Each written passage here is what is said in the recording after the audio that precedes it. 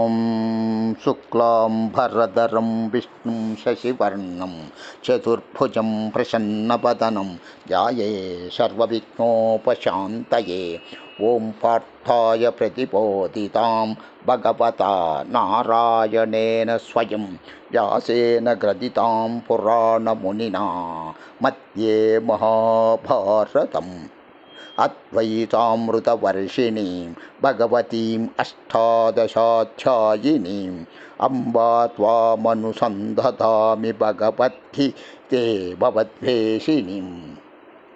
వసుదేవసుతం దేవం కంసచాణూరమర్దనం దేవకీ పరమానందం కృష్ణం వందే జగద్గురుం. కస్తూరీతిలకం లలాటపల్లకే వక్షస్థలే కౌస్తుభం నాసాగ్రే వరమౌక్తికం కరతలే వేణుం కరే కంకణం సర్వాంగే హరిచందనం చ కలయన్ కంఠే చ ముక్తావళి. గోపస్త్రీ పరివేష్టితో విజయతే గోపాలచూడామణి. ప్రియ భగవద్బంధువులారా, ఇంతవరకు 13వ అధ్యాయం భగవద్గీత ఎందు పూర్తి చేసినాం. మరల 14వ అధ్యాయం, చతుర్దశో అధ్యాయం గుణత్రయ విభాగ యోగం. పరం భూయ ప్రవక్ష్యామి జ్ఞానానాం జ్ఞానముత్తమం యజ్ఞాత్వా మునయః సర్వే పరాం సిద్ధిమితో గతాః.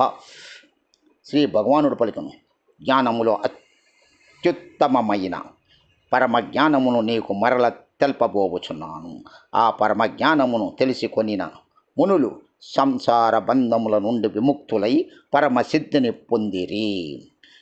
ఈ జ్ఞానము ఆశ్రయించిన వారు నా స్వరూపమునే పొందుదురు. అట్టి పురుషులు సృష్టి యందు మరల జన్మింపరు, ప్రళయకాలమున వ్యధనొందరు. ఓ అర్జున, నా మహద్బ్రహ్మ రూపమైన మూల ప్రకృతి సర్వ ప్రాణులకు జన్మస్థానము. దాని యందు చేతన సముదాయ రూపమైన బీజమును ఉంచెదను, స్థాపన చేసెదను.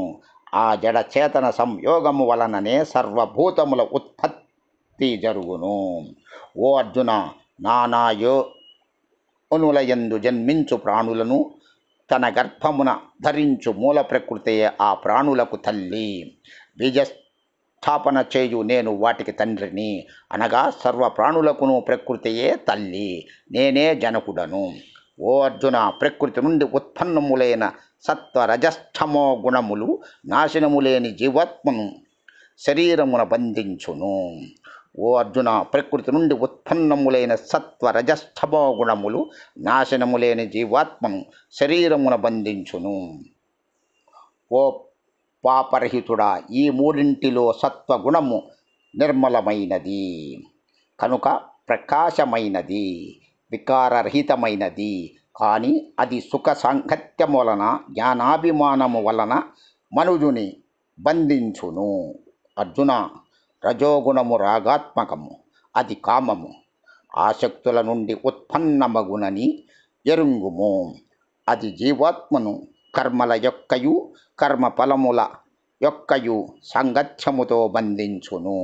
అర్జున, తమోగుణము సకల దేహాభిమానులను మోహితులనుగా చేయును, అజ్ఞానము వలన జనించును. అది జీవాత్మను ప్రమాదాలస్య నిద్రాదులతో బంధించును.